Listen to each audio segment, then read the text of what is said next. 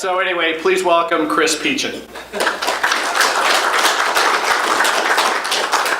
morning, gentlemen. Some of the footage that you'll see here I pulled from YouTube, which is notoriously low res, but I hope you'll accept it in the line of the story. The rest of it I got from NFL Films.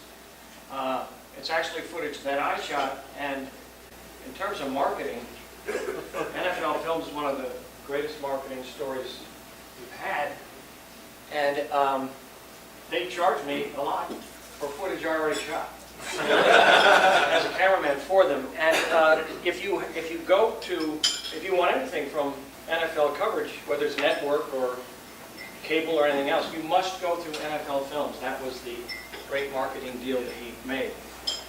Now, I love people who are able to write their own life story, take a risk, change the words, and come up with a blockbuster script for their life story. Of course, that description fits all the men in this room.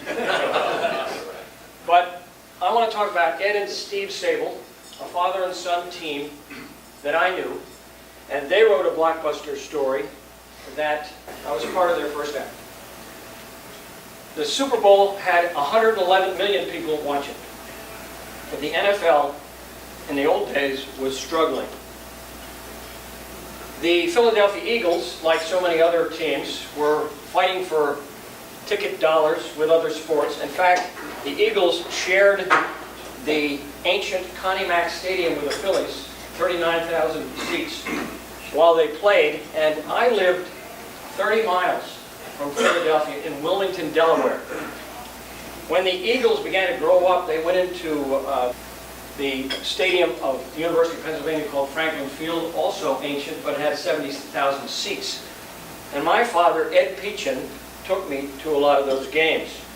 Little did I know that somewhere else in the stands sat Ed Sable and Steve Sable from a very fancy mainline town called Haverford.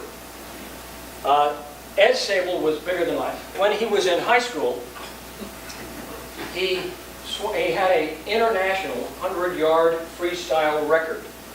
And that got him into Ohio State, but he hated swimming laps. So he went into drama, and he got himself a part in a Broadway show, which closed after 2 weeks. So even though he was a funny guy, a song and dance man, a great storyteller, he was out of work, and he had 2 kids, and he was married. So he had to go to work.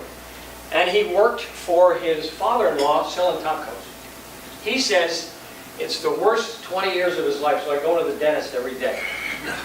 But he was a great salesman, and he made a lot of money. And when he got tired of the schmata business, he retired. And he picked up the camera that he had gotten from his, and he began to shoot everything in sight, including his son's football games at Haverford Prep School. And his son played all the way from what was called then midgets through high school, but he was not a very good football player. He was a brainiac, Steve Sable was, but he was about 160 pounds and slow. But he had dreams of being a superhero. In fact, that's how he wrote later on when he wrote for NFL Films, a kind of a, we are big guys and we are going to conquer the world. He also had a collection of little football cards. He could tell you the facts about any obscure player that you might want to know. And he had this collection of comic books. Now, he had dreams, like we all did, of being big and strong and impressing the girls. At the same time, he was still only 160 pounds and slow. Meanwhile, I was 130 pounds and fast at Tower Hill School in Wilmington, Delaware, 30 miles away. Now, we were undefeated. We actually had about 4 undefeated teams. We had a great coach, and he did a lot with a little, and we beat teams that beat Steve's Haverford Prep. We didn't play them directly, but we beat teams that beat them. We actually, and this will appeal to some of you of a certain political persuasion in this beatdown story. There was a school that came to our school that was supposed to beat us, and we ran up to score on them. We humiliated them. As a matter of fact, in the last quarter, at the end of the last quarter, they finally threw their only touchdown to their tight end, Joe Biden. Now, I never knew Joe Biden. I was blissfully unaware of him and Steve Sabol. The future had yet to be written, of course. And so Steve, who was a brainiac and a slow fullback, was graduated third in his class from Harvard, I just discovered, and applied to Harvard. But he blew his college boards. So he ended up 2,000 miles away at the foothills of the Rockies at Colorado College, where he rode the bench playing football. Meanwhile, my college boards weren't a lot better. But I was twice a state wrestling champion in Delaware, so I got into Bucknell. And I went over to the football field to see if I could get on as a 150-pound walk-on, and I saw I was way outclassed. These two guys went to the Colts, Tom Mitchell and Sam Haverlack. This guy was named Ash Ditka, the brother of Mike. He was no good, but he was a tough son of a bitch. And apparently he played for the Historical Images team. Now, I settled for not being a big man on campus, but Steve didn't settle for anything. At 170 pounds, he said, okay, I'm going to put weight on my body. And he started lifting weights, both at Colorado College when he got home. He was so serious about it in the Philadelphia gym, an NFL player said, Steve, you ought to go out for a contest.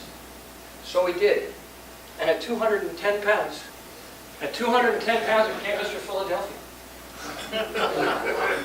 He was a man of ambition, and he was writing his own story. Literally writing his own story, because in his sophomore year, when he went back to Colorado College, the newspapers were filled with a story called "Sudden Death Sabol from Coal Town, PA has come to turn around the fortunes of Colorado College." Of course, he wrote all of this himself. Under an assumed name. He created and rode in his own parade with the cheerleaders in an open convertible. And he sold 100 t-shirts that said Sudden Death Sabol. But he also averaged 40 yards and 4 yards per punt, so he made himself valuable to the team.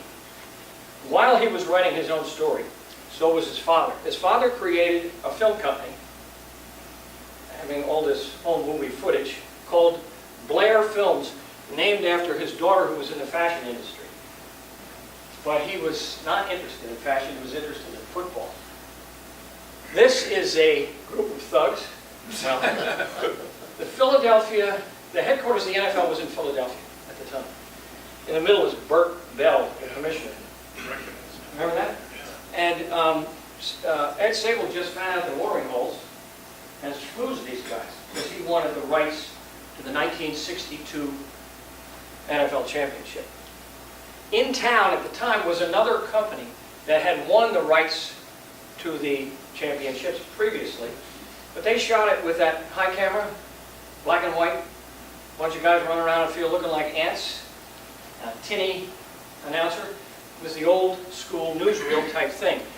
Ed wanted what they wanted and what they had, and he figured the way to do it was to lure Dan Endy, the chief director of the company, with money and fame over to his company. And together they go to New York City, which is now where the NFL headquarters was, and they would pitch Pete Rozelle, who had become the commissioner at the time. They bought him a bunch of martinis, so the story goes, and they promised him a film for the ages, the 1962 NFL championship. Depending on what you read, they bid anything from $5,000 to $12,000, which was a lot of money at the time.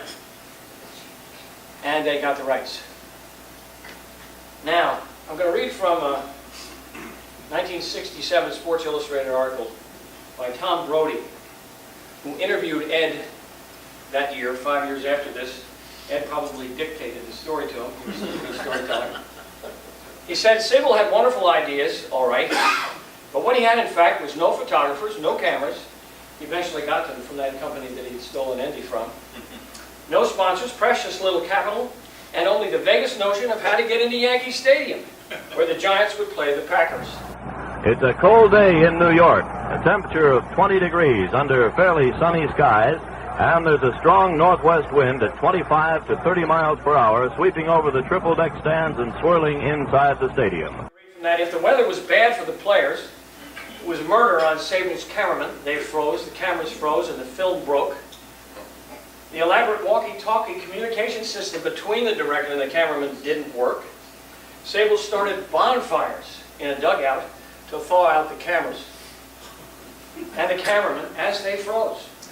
When the game was over, the men of Blair Productions were so numb, they did not even bother to sort out and label the film. It was just dumped into a laundry hamper. And I remember this story around the offices when I finally got there. Sable was certain he had a disaster on his hands. It took 2 days to sort out and a week to edit and put it together. But when it was done, Blair Productions had a primitive masterpiece. Now, some of the footage you saw there was probably NFL footage because it was in color and some of it was in slow motion.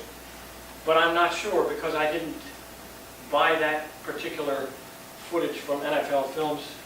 I wouldn't have been able to afford to come here. But it must have been a good film because Pete Rozelle said it was the best football film I ever saw.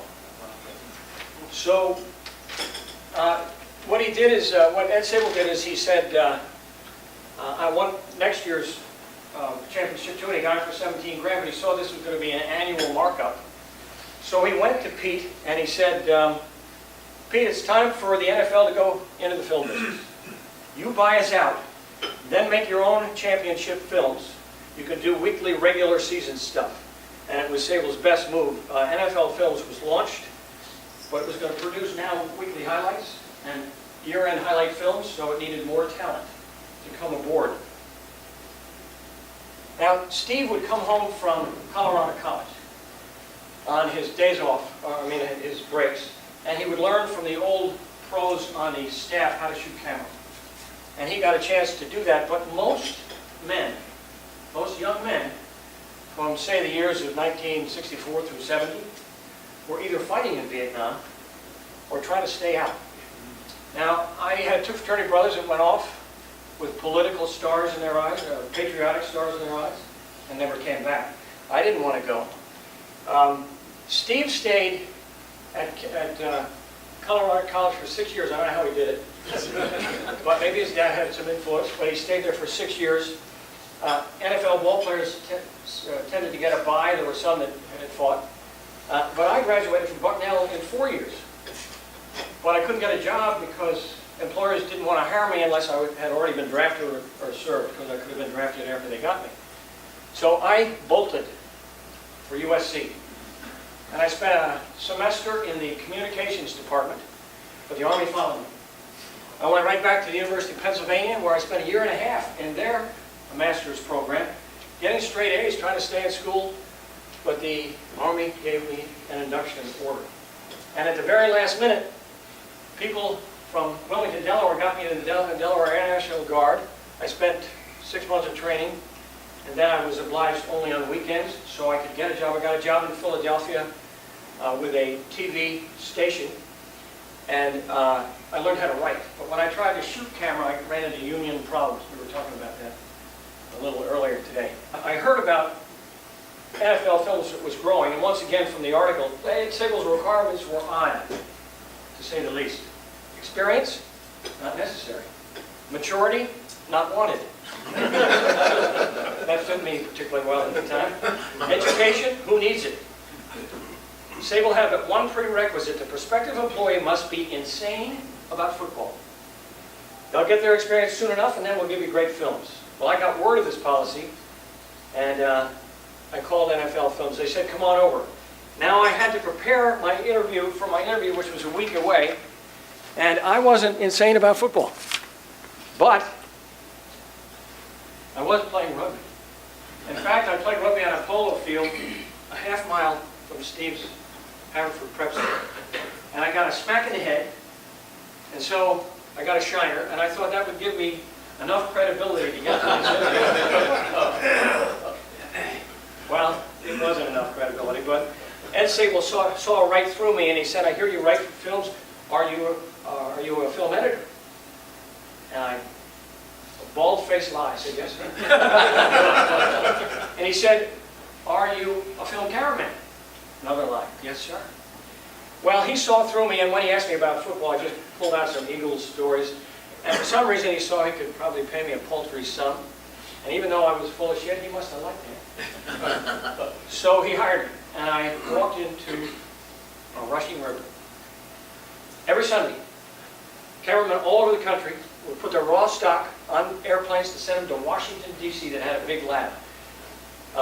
And then we, 10 editors, would take a bus from Philadelphia, 150 miles, down to that lab, actually spent a night in the hotel. That's Steve Sable going through the top camera, not any other camera, because we only could use original, the top camera of the games, and we'd cut a 3-minute piece. Now, this is prehistoric, how to do this. But there was no videotape. This was good for Ed Sable. There was no videotape. This process right here is just one cut. So you can imagine what it took to put all of these things together. All the editors, 10 of us, most of them were Steve's football teammates, fraternity brothers, nephews of owners. I was the last guy on the totem pole. This guy up here at the top is Ed Loosley, comes from South Pass, was one of Steve's roommates, held the high hurdle championship for Southern California, and was in the Eagles camp for 3 weeks as a tight end before they let him go. This is Steve with the voice of God. So what we did after we wrote these things is we would direct the people that we wrote after we set music to it, and that would go off as a highlight. The people I wrote for were Pat Summerall and Charlie Jones. After that, we would go back to Philadelphia, pull all these bits and pieces for our highlight reels. And then we worked in a dark, individual modes on a flatbed machine. This is still prehistoric compared to today's stuff, but this is how it happened. And that's NFL Films. It was NFL Films up until most recently. I was low on the totem pole. And my teams were the Saints, the Falcons, and the Lions, all struggling teams. They didn't have any highlights. So I felt, I was always had a feeling of dread that I was not going to be able to make it. And part of that was because these two guys were powerful people. Ed Sable was known as Big Ed, and he walked around and examined everything, and he never shouted. But he would talk loudly, and he'd say, "Peachy, how's that Saints film coming along? Great, right?" Now, before you can answer, he'd go, "It has to be." And he would. Steve was not the showman his father was. He just had a baleful smile, but he was a smart guy, and he was absorbing everything that Ed was teaching him. This was a formidable team of men. Now, one day when I was trying to make a silk purse out of a sow's ear, with the Saints, Ed walked in. Said, "Peachy, you shoot, right?" I went sick. The only time I'd seen a camera was my father's 8mm with snap-in cartridges. He said, "Well, you're going to Kansas City this week." I said, "What?" And as soon as I knew he was in office, I rushed downstairs where all the cameras, tripods, meters, magazines were kept, and I went up to Mo Kelman, who was the old pro, and he saw me coming. But he was a mensch, and he did not show that he knew I was desperate, but he didn't let on, and he taught me. Now see this black bag down at the bottom? All of what you have to do to a camera goes on in that black bag blind. You have to do these things, and I'm about to show you blind. So Mo showed me how to load the camera. What you see here is what I had to do inside the bag 10 times a game. Or at least 6 times a game, because I had some pre-loaded already. So I took the camera home and I studied it for, days and days until the day of reckoning came. I thought Ed Sable was giving me enough rope to hang myself. I went to Kansas City. See this lens? It's held up by these pedestals. It's so long. It's an 800mm lens. I was scared. Now, this is what, if you put the camera in the end zone, a face looks like at about the end zone position. Here, nose hair. A little farther down, it looks like that, and farther, maybe halfway down, it kind of looks like that, chest to head, but you still have no reference points. It's just NFL meat traveling in space. When I was out there, I practiced with this because it's like being a sniper. You have to have a feathered touch, because if you move the lens 1 inch, the shot moves 10 feet. And you should be very calm. I was hardly calm. I was full of adrenaline. But my assignment was Steve Sable's assignment. All we want is knuckles, cleats, and mud. Just aim and shoot. Turn the camera on and let it go. Make sure your exposure's right. Da-da-da-da. So that's what I did. I shot knuckles, I shot storms of mud, thousands of cleats. Halfway through the game, my rookie arrogance showed up. In fact, self-destruction climbed up my spine. Now, in Kansas City, there's a bench huddle at that time. That meant that everybody's back was to the opponents, and everybody looked at Lenny Dawson, the quarterback, who gave him instructions. That, from my position, looked kind of like this. A team picture, if you will. A lot of faces. You're not supposed to shoot faces, just knuckles. But that's what the picture looked like. Except, this was my picture. This is what I saw. That's all. So I said, well, maybe I'll get him a team picture full of faces for the highlight reel. So what I decided to do, now, I got this shot from NFL Films, but it was cut up so much that they couldn't show you I can't show you the continuous shot. But I'll describe the continuous shot and then I'll show you the tail. So what I decided to do is start at the right-hand side and pan across faces to the left-hand side. And as I did, thank you very much, Lenny, he pointed to the right and the center to the left. When he got to the left, by the way, there's Mike Garrett of USC. Yeah. And all the way over is Ron Pitts. So when he got to Ron Pitts, he points at him. Pitts nods like this, and I'm going, okay, I got to shut this off because I'm not even supposed to be doing this. And by the way, they'll probably stay in the huddle. But no, he left the huddle. So I followed him over. Okay, I'll just keep shooting. Getting myself into more and more trouble. And he got to his position. I thought, okay, there's going to be a lot of audibles. There's going to be a lot of stuff going on. I should shut off. But no. He took off. I was not supposed to be doing this.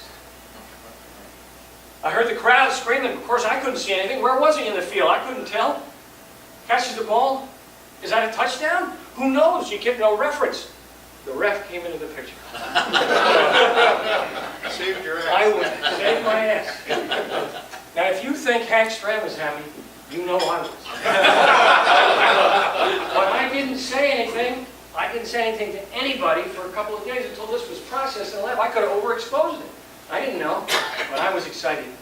And the next Monday night was on the Johnny Carson show, touting how NFL cameramen were good.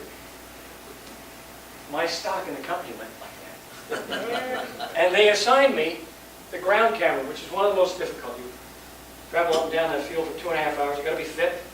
You have to have a good eye. This is a zoom lens rather than a long lens, so you have a little more leeway. You change that magazine probably 5 to 10 times a game. Summer, cold summer, and you have to get 70% of the game or you don't come back the next weekend, period. I got good. During this time, the NFL and NFL Films were changing the views of America, men, women, and children, with music, tight camera work, slow motion, ballet-like stuff, and the voice of God.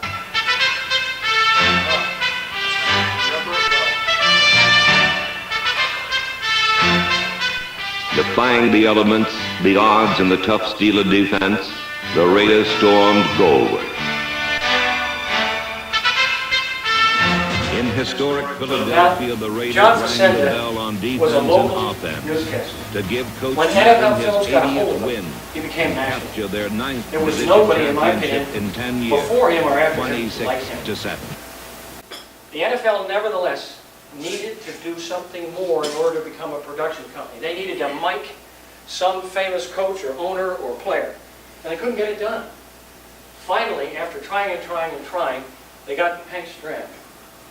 And Steve Sable tells the story. Hank was the first coach that understood that football was entertainment as well as a sport. And it was because Hank understood that he was also a performer as well as a coach. And I think the thing with Hank is that Hank had his own vocabulary.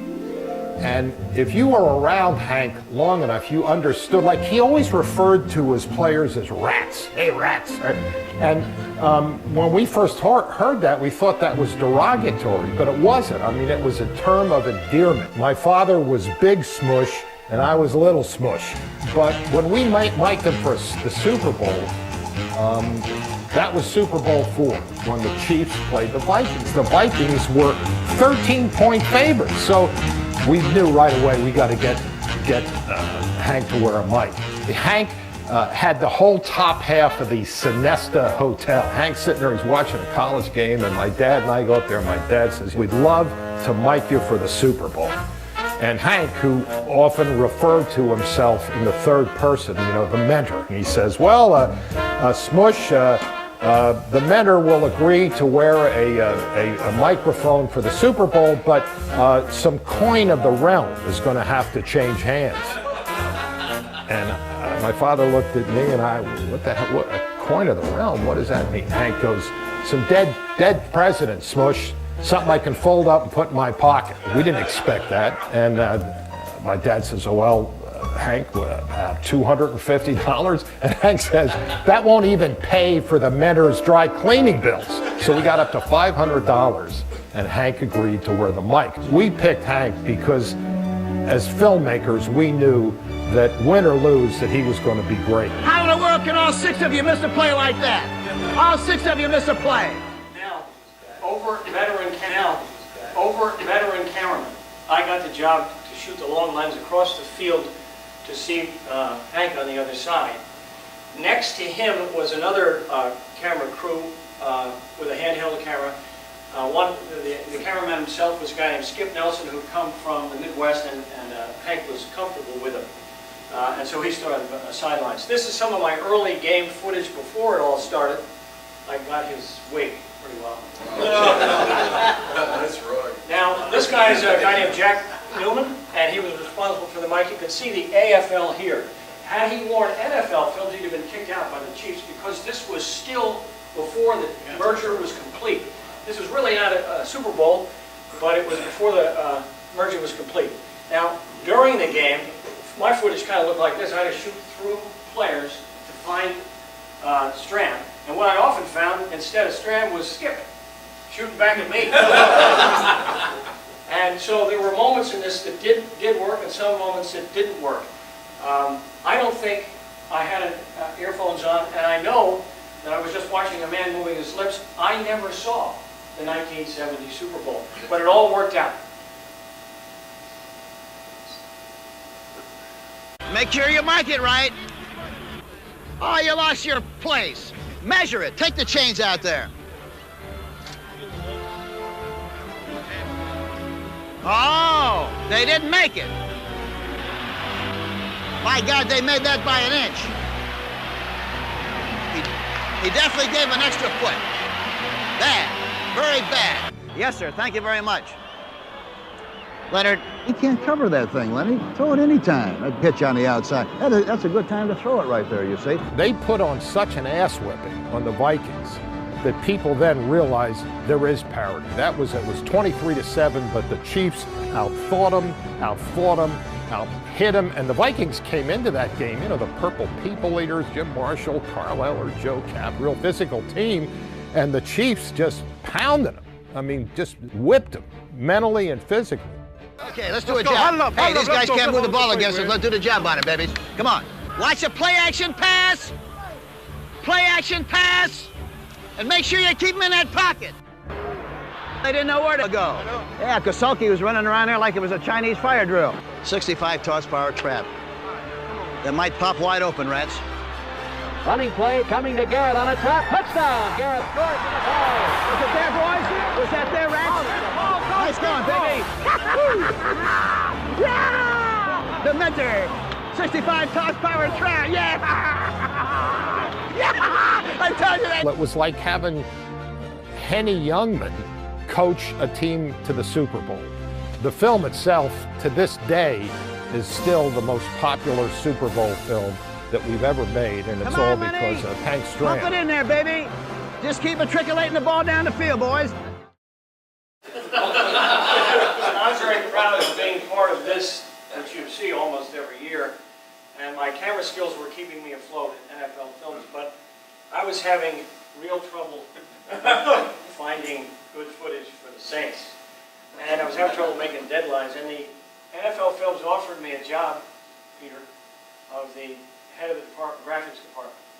But I had gotten a job offer in Chicago to become a producer of a syndicated sports show.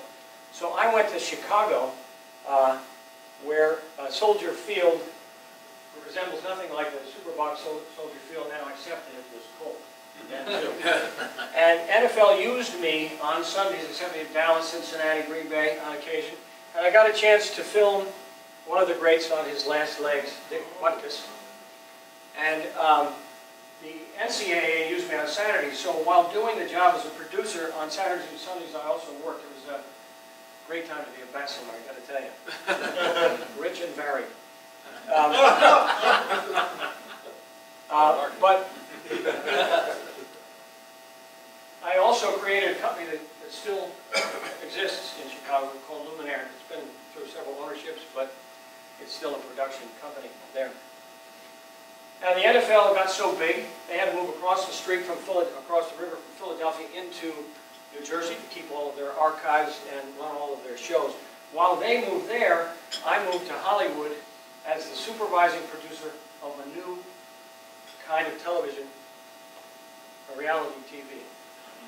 And the legend, Fran Tarkenton, who was one of my hosts, he used to take us after all the silly weekly tapings down to Lucy L. Adobe's for shot contests.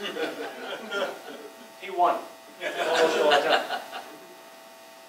Now, Steve went on to do 30 years of television and won himself 30 Emmys.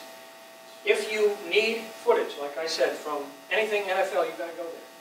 So Ed Sable, who's still living in Arizona as of this day, is still hearing ka-ching, if you will. It is, in my opinion, the company that changed the league. Now, however, the digital revolution, a man can hit a button and pull a play from an ongoing game that looks like an NFL shot, hit another button, get another shot, hit another button, put music in, hit several more buttons, cut them all together, and by halftime, you have those highlights that took us so long to produce. So NFL Films is on the production back burner.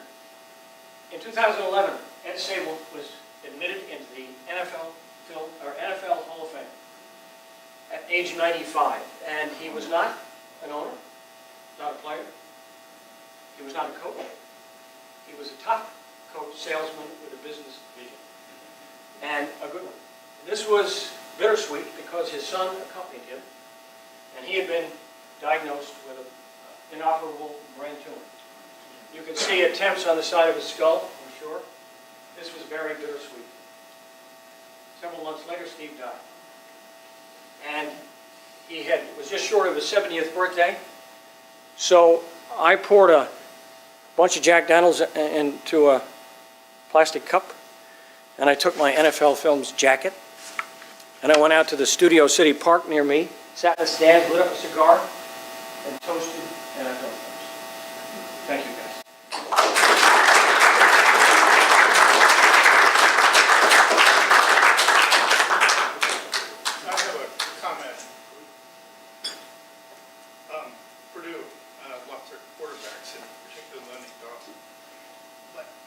My fondest memory of your company is when you did the 10 years of 10 greatest quarterbacks, and you always ended with Unitas. And running through all those Otto Graham. They were great. The NFL Films did special after special. Yeah. Because they had such great archives. And I thank you for saying my company, but it wasn't. It's Ed's. I called Ed to see You're if the I could get part of that. No, those were great memories, yeah. I was in a training school in the insurance business in 1970, and it was in Valkenwood, Pennsylvania. And I remember going to sleep every night listening to John Facenda do the news. Oh, yeah. It was the most peaceful sleep I think I've ever had. And it's an Italian immigrant with a voice of God. I mean, there's nobody like him. Are they digitizing all of those films into cans from the 60s? You know, I don't know, but I think so. I think it's inevitable they do, because film stock is not usable, really. It takes too long to do stuff. So I'm sure they are, but I don't know. I've been out of touch with NFL films for years. This was my youth, which was right after the Civil War. So I can't answer. Do you know what kind of deal Zabel made with Roselle? How, did he own a piece of the company forever? Or? You know, I don't know. I really don't know, and I've asked a bunch of times. Once the NFL bought Blair Films for their own, there must have been a deal where Ed was, you know, his company Blair was given a certain amount for every deal they made, because Ed was worth close to $50 million when he left. So was Steve, but I don't know the details of it. I just know that he shut everybody else out. Telra was complaining for years, you know, and Ed makes sure that all the money was channeled to him or into NFL. There aren't cameramen on the sidelines anymore, still photographers maybe. They run some kind of system of wires and floating cameras. How does that work? Well, I can probably answer the second question, but there are cameramen on the sidelines now, and there are guys with they're wirelessly connected to the truck, but it's all digital, and all the cameras that you see. When I was shooting, guys would come out with these things that look like monsters, big pieces of metal, kind of go around like this, and they always were wired in, so we were free. We could run back and forth, and had to run sometimes. A couple of my colleagues got hit and punched in the eye. I had played enough football, so I knew when it was third down, somebody was going to do a square out next to me. So I started backing up. I also, because I had this jacket on, I was arrogant. I said, see this ground? I don't want any other photographers around here. I don't want anybody's, you know, any band members, nobody. Because when the ball comes, I'm going to back up. And being arrogant probably saved my life. Some other people were hurt. Now, in terms of the cable, they run a cable from 4 corners, and it meets in the middle. And in some way, I don't understand, it can be pulled this way, that way, with a joystick. And the joystick also runs a hothead. Paul might know a little more about it, too. Paul is shooting this for my sons. The hothead means that the lens can move in any direction, as well as the camera. And there have been a couple of situations where that fell during a game. And that's all digital, not film. You know what I mean? All right. Well, thank you, guys.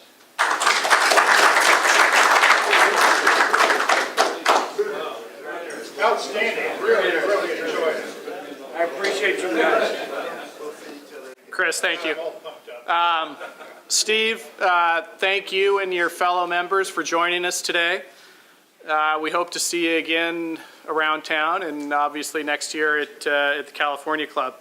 One last thought before you all go. I think this story is very representative of a desire to accomplish something. And remember, the voice that's in your head that says that you can't do this, it's lying to you. You can do it. Have a great day. Thank you. Thanks.